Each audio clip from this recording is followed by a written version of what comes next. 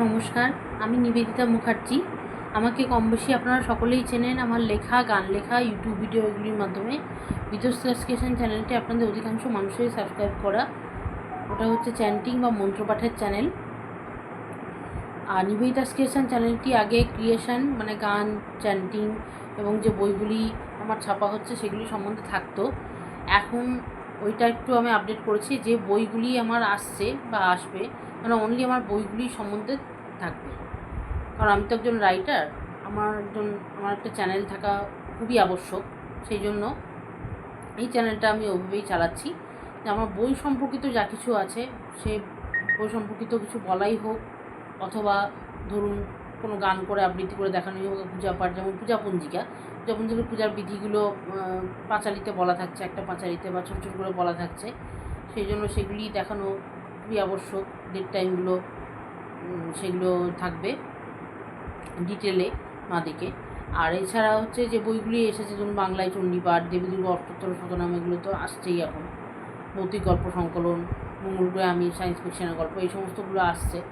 তো এগুলি সম্পর্কেও বাংলা জপমন্ত্র মানে গায়ত্রী জপ, মহামৃত্যুঞ্জয় জপ, এগুলি বাংলায় সমস্ত কিছু বলা। তো এই বইগুলি তো আপনারা অনেকেই জানেন, সবাই জানেন।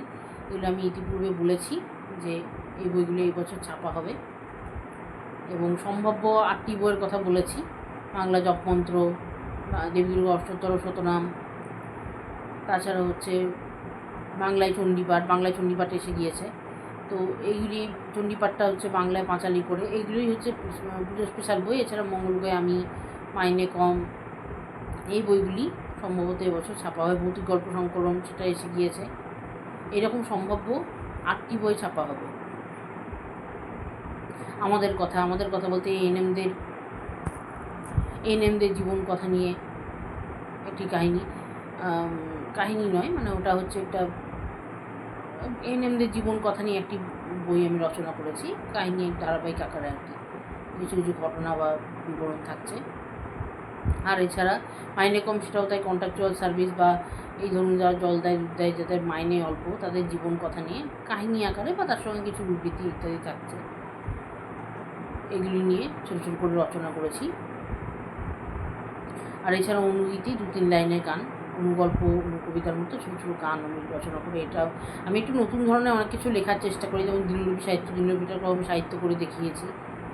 এইরকম আমি অনেক কিছু নতুন পূজা পঞ্জিকা, শুধু পূজার ব্যাপারটা হাইলাইট করে পঞ্জিকা, এরকম অনেক কিছু নতুন আমি লেখার চেষ্টা করি। তার মধ্যে অনুভূতিও একটা স্পেশাল ব্যাপার, এবছরও একটা স্পেশাল ব্যাপার রচনা হচ্ছে। তো এগুলো সম্ভাব্য বই, কারণ সত্যি কথা বলতে গিয়ে সব বই হয়তো আমি ছাপতে নাও পারতে পারি, সময়ের অভাবে। সেক্ষেত্রে পরের বছর বা তারপরের বছর ছেপে দেওয়া হবে। তো যাই হোক, এখন যে বিষয়টা বলার, এটা হচ্ছে আপনারা সবাই জানেন যে একটা অভিধান আমি খুব শিগগিরই আরম্ভ করব। আগে পূজা পঞ্জিকাটা পরের বছর হয়ে যাক, এবছরে যা হচ্ছে তার সঙ্গে পূজা পঞ্জিকাটা পরের বছর হয়ে যাক। এই পূজা পঞ্জিকাটা পরের বছর আর বিশেষ কিছু রাখবো না, তার সঙ্গে অভিযানটা আরম্ভ করে দিচ্ছে। অভিযানটা করতে ধরুন এখন মানে 1.5-2 বছর তো টাইম লাগবে। একটা মিনি অভিযান রচনা করেছি, শুধু মানে আর এই ছড়া করে বাচ্চাদের জন্য বলে দিয়েছিলাম, সেটা নয়। এটা হচ্ছে একটু বড় করেই রচনা করা হবে। এটা হচ্ছে শব্দ অভিধান বা ভোকাবুলারি ডিকশনারি মানে হচ্ছে যেখানে কিনা মানেটা খুব ভালো করে থাকবে, এবং এটা বেঙ্গলি টু বেঙ্গলি, মানে ইংলিশ থাকছে না। কারণ যারা ইংরেজ ফরেনার বা ধরুন বাংলা বোঝেন, নন বেঙ্গলি, তারা ইংরেজিটাই ফলো করবে, ইংলিশ টু ইংলিশ, তারা খুব একটা বাংলার দিকে যাবে না।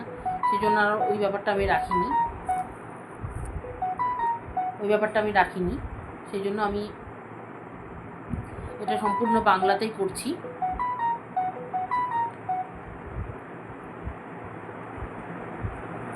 যে বাংলাতে একটা ওয়ার্ড ধরুন, আমি উদাহরণ দিয়ে বুঝিয়ে দিচ্ছি যে কীরকমভাবে করছি।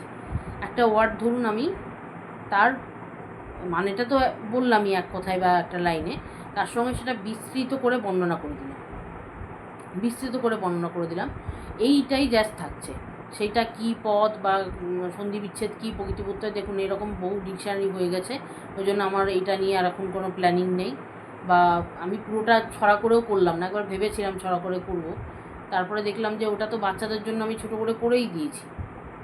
মিনি ডিকশনারি করেই দিয়েছে। তার জন্য নট নেসেসারি আমাকে একবারে এটি দেবের মতো বিরাট একটা শব্দ ভাণ্ডার নিয়ে বসতে হবে, মানে বাংলার সব শব্দ বলেই তো সব শব্দ বলা সম্ভব নয়, যাই হোক অনেকগুলো শব্দ বলতে হবে এরকম কোনো ব্যাপার নেই। যাই হোক ওইটা আর ছড়া আকারে পুরোটা করলাম না, তাহলে ওটা মানে খুব একটা যে ভালো লাগতো তাও নয়, বা বোঝার অসুবিধা হতে পারতো, সেই জন্য ওই ব্যাপারটার মধ্যে না গিয়ে আমি মানেটাই, দেখুন মানেটা বেশি দরকার হয়, ওই জন্য মানেটা আমি ডিটেল করে বলে দিচ্ছি। আর গ্রামাটিক্যাল ডিকশনারি ইতিপূর্বে বহু হয়ে গেছে, ওই জন্য সেটার ব্যাপারে আমি এখনই কিছু ভাবছি না। তো কীরকম করছি আমি একটু দেখিয়ে দিচ্ছি। আর ইংরেজিটা আমি এর মধ্যে রাখছি না, কারণ ইংরেজি সত্যি কথা বলতে কি বাঙালিদের ওটা তো দরকার হবে না, আর যারা বাইরের স্টেটের মানুষ তারা ইংলিশ টু ইংলিশটাই দেখবে, ওই জন্য ওটা আমি এখন ইংরেজিটা এর মধ্যে রাখছি না, ইংরেজিটা অতটা দরকার হবে না। এটা অনলি ভোকাবুলারি ডিকশনারি বা শব্দ অভিধান, মানে মানেটাই ডিটেল করে থাকবে শুধু। তো সেটা আমি দেখাচ্ছি। আমি বিষয়বস্তুটা একটুখানি ছড়া করে লিখেছি, একটু বলে দিচ্ছি। শুরু হবে বাংলা শব্দ অভিধান, আগেই বললাম এটা ভোকাবুলারি ডিকশনারি, এই জন্য শুরু হবে বাংলা শব্দ অভিধান।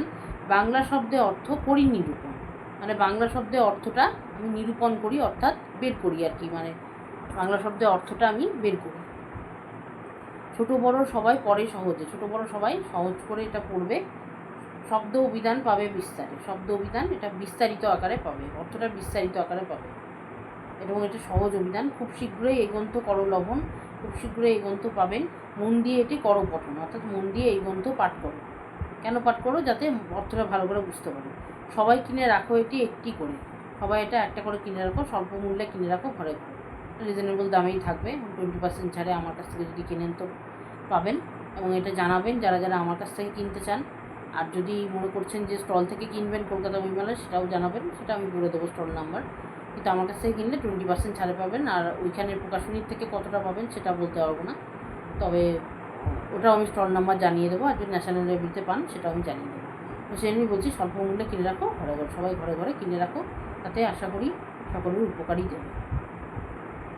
এবার আমি একটু একটু করে আপনাকে বুঝিয়ে বলে দিচ্ছি, মানে এক একটা শব্দ দিয়ে বুঝিয়ে বলে দিচ্ছি। দেখুন অত শব্দ তো এখানে আমি বলতে পারবো না, আমি উদাহরণস্বরূপ বলছি আর কি, যে একটা কিছু কিছু শব্দ দিয়ে আমি ব্যাপারটা বুঝিয়ে বলে দিচ্ছি।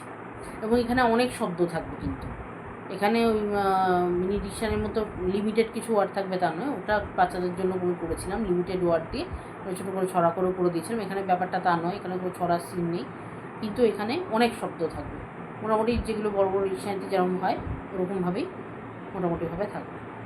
ধরুন আমি বাংলার প্রথম অক্ষর অ দিয়ে তো প্রত্যেকটা ডিকশনারি শুরু হয় বেশিরভাগ, কাজে অ দিয়ে আমি শুরু করেছি।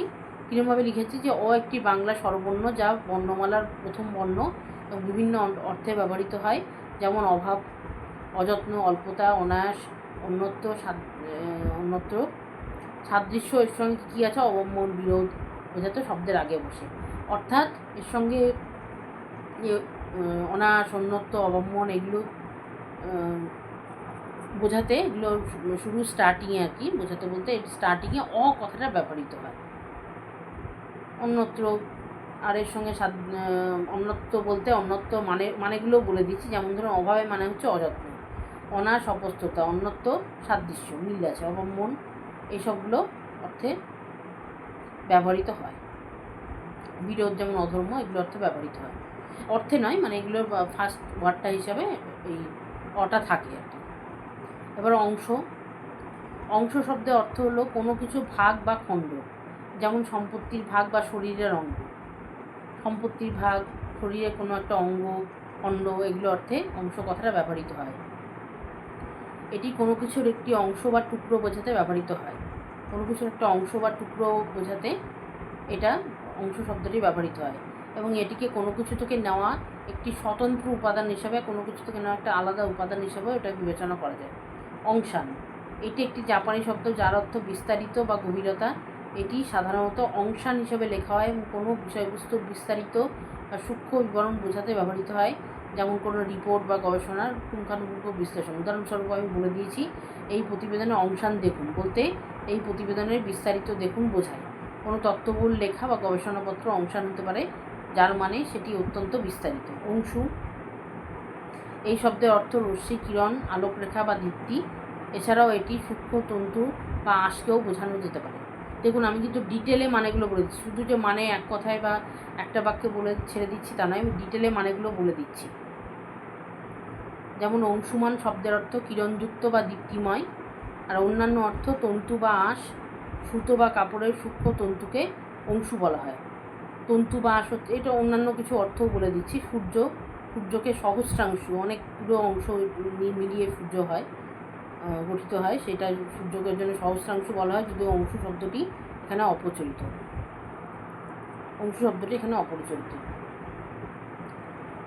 এখানে যেমন আরও একটি শব্দ আমি বলেছি, এগুলো উদাহরণস্বরূপ আমি আপনাদের বলে বোঝাচ্ছি। যেমন ওই এটা বল না, ওই এটা কর না, আমরা বলি না, ওইটা ওই, এটা আর কি। অর্থ হচ্ছে ওই শব্দের মূল অর্থ হলো সম্মুখে, চোখের সামনে বা যা ইন্দ্রিয় দিয়ে অনুভব করা যায় এমন কিছু। ব্যবহার, এটি একটি নির্দেশক সর্বনামের মতো ব্যবহৃত হয়, যা দূরবর্তী কোনো বস্তু, ব্যক্তি বা ঘটনাকে নির্দেশ করতে সাহায্য করে। এবং ওই যে জগৎজাকে, এখানে ওই দ্বারা কোনো দূরের জিনিসকে বোঝানো হচ্ছে। উচ্চারণ, যদিও শব্দটি ওই লেখা হয়, আধুনিক বাংলায় এর উচ্চারণ ও আই দিয়ে বুঝিয়েছি। শব্দের কাছাকাছি ঐতিহ্য বা আধুনিক ব্যবহার, সবটাই আমি বলে দিয়েছি কী কী ব্যবহার, উচ্চারণ কেমন। এই শব্দটি ঐতিহ্যবাহী বাংলা পদ্যে ও গানে বেশি দেখা যায়, তবে আধুনিক বাংলা গদ্যেও এর ব্যবহার রয়েছে, যেখানে ওই শব্দের ছন্দার্থ বহন করে। এভাবে অকথন, অকটু এগুলোও বলেছি। নমস্কার শব্দটা একটু বলে দিই।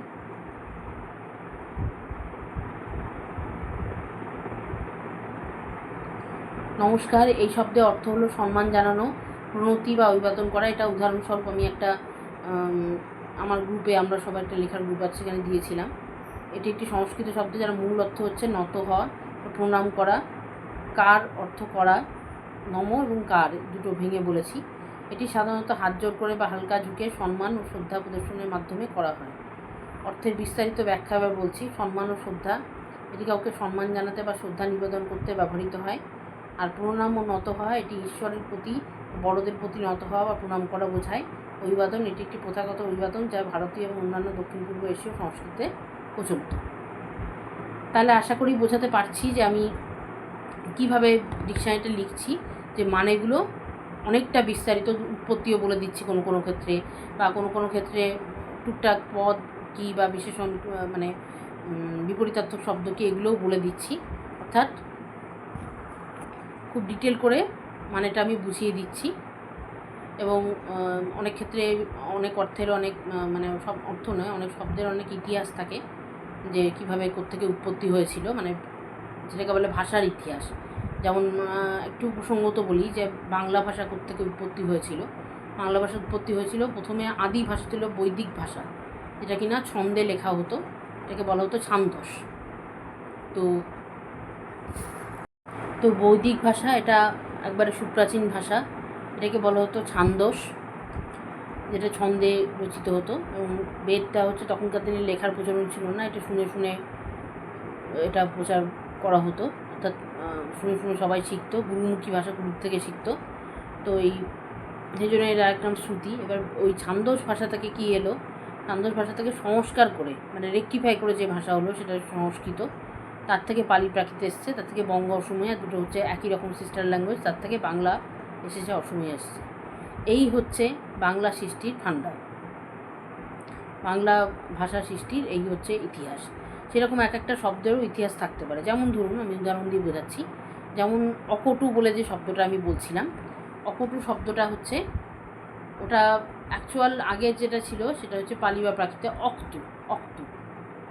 অক্তু হচ্ছে অকয়তহস্য বলতে পারেন, বা অকতয়স্য, এরকম টাইপের অক্তু। বা লাউটা ছিল, লাউটা বলা হতো অলাবু বলা হতো। এরকম কিছু কিছু ইতিহাস আছে, মানে আগে যেরকম বলা হতো সেটা আমি বলে দিচ্ছি, বা ধরুন মানে সেটা যে ইতিহাস বা উৎপত্তি, এটাও আমি বলে দিচ্ছি। তাহলে অনেকটা বিস্তৃতভাবে আপনারা জানতে পারছেন, এটা আশা করি আপনাদের জানা দরকার, এবং মানেটা বোঝার ক্ষেত্রে এটা উপকারে লাগবে। সেই জন্য এগুলো পড়তে থাকুন। আমি অকটুটা একটুখানি বলে দিই।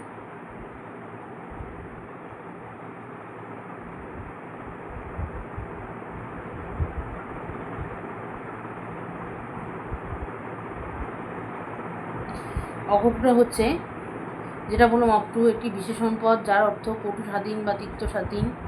এটি এমন কোনো জিনিসকে বোঝায় যার মধ্যে তেতো বা কষা ভাব নেই। এটি অক্তু বা অকটুতা শব্দের একটি রূপ। উদাহরণস্বরূপ অকটু ফল বলতে তিক্ত স্বাধীন ফলকে বোঝায়। অকথন এই শব্দের অর্থ কুকথা বা অশ্লীল কথা। এর দ্বারা সাধারণত এমন কথা বোঝানো হয় যা বলার যোগ্য না। এটা আরেকটা শব্দ বলছে অকথন। এটি একটি বিশেষ্য পদ যা দ্বারা কুৎসিত, জঘন্য বা আপত্তিকর শব্দ বোঝায়। বিস্তারিত অর্থ কুকথা, এর আক্ষরিক অর্থ খারাপ কথা বা কুরুচিপূর্ণ কথা। অশ্লীল কথা এমন ধরনের কথা যা রুচি বা শালীনতার পরিপন্থী, বলার যোগ্য নয় এমন। ডিটেল করে মানেটা বলছি, যে বিষয়ে কথা প্রকাশ করা যায় না বা প্রকাশ করা উচিত নয় সেটাই অকথন বা অকথ্য। যেটা বলা উচিত নয় সেটাই হচ্ছে অকথন বা অকথ্য, মানে বলার যোগ্য নয় বা কথা বলার যোগ্য নয়, কওয়ার যোগ্য নয়, এরকম আর কি। উদাহরণ, কেউ যদি এমন কোনো জঘন্য কথা বলে যা অন্যকে আঘাত করে, তবে সেই কথাটিকে অকথন বলা যেতে পারে বা অকথ্য বলা যেতে পারে। এই শব্দটি অকথিত, যা বলা হয়নি, বা অকথ্য, যা বলা যায় না, শব্দগুলোর সাথে সম্পর্কিত, এগুলোর সাথে রিলেটেড। তবে অকথন বিশেষ্য পদ হিসাবে কথাকেই বোঝায়। বিশেষ্য পদ হিসাবে কুকথা বা অকথা ইত্যাদিকে বোঝায়, কুকথাকে বোঝায়। তো যাই হোক, এইগুলো মোটামুটি এভাবেই ডিটেল করে বলে দিচ্ছি। আশা করি আমি বোঝাতে পেরেছি যে কী করতে চাইছি বা কী এটা চলবে আর কি, কীরকমভাবে ডিকশনারিটা চলবে। এটা হচ্ছে শব্দ অভিধান বা ভোকাবুলারি ডিকশনারি বা ওয়ার্ড ডিকশনারি যেটা বলে। এটা হচ্ছে মানেটাই শুধু ভালোভাবে থাকবে। আর Bengali to Bengali, Bangla to Bangla, এর মধ্যে অন্য কোনো ভাষা সেভাবে থাকছে না। তো যাই হোক, সবাই পড়তে থাকুন, আশা করি ভালো লাগবে। আমরা সবাই গ্রুপে কিছু কিছু পাবেন, কিছু কিছু ফেসবুকে পাবেন, সবটা পাবেন না, কারণ সবটা দেওয়া তো সম্ভব না, ওটা আমি নিজের কাছে সেভ রাখছি। সবাই বইটাই পড়বেন, দেখুন, আশা করি ভালো লাগবে। আর আমাকেও আশীর্বাদ করুন যাতে প্রচেষ্টা সাফল্যমণ্ডিত হয়, আপনাদের সবার যাতে এগুলো ভালো লাগে এবং যাতে এগুলো আপনাদের উপকারে আসে, সেই জন্যই রচনা করা। দেখুন, আশা করি ভালো লাগবে। আর যারা কিনবেন তারা অবশ্যই কমেন্টে লিখে জানাবেন। তো এটুকুই আমার আজকে বলার ছিল। আর হ্যাঁ, আর একটা কথা, কমেন্টে লিখবেন, তার সঙ্গে কিন্তু ফোন নাম্বারটা দিয়ে দেবেন, নিজের ফোন নাম্বারটা দিয়ে দেবেন, যাতে আমি কন্ট্যাক্ট করতে পারি এবং বলতে পারি কীভাবে আপনারা বইটা পাবেন। এই কাজটা করবেন। ফেসবুক থেকে যদি ভিডিওটা দেখেন, ফেসবুকেও কমেন্ট করে জানাতে পারেন, বা আমরা সবাই হোয়াটসঅ্যাপ গ্রুপে সেখানেও কমেন্ট করে জানাতে পারেন। তো যাই হোক, এইটুকুই আমার আজকে বলার ছিল। সবাই ভালো থাকবেন, সুস্থ থাকবেন, ঈশ্বর আপনাদের মঙ্গল করুন। আজ এখানেই বিদায় নিচ্ছি। সবাইকে শুভরাত্রি জানিয়ে আজ এখানেই বিদায় নিচ্ছি।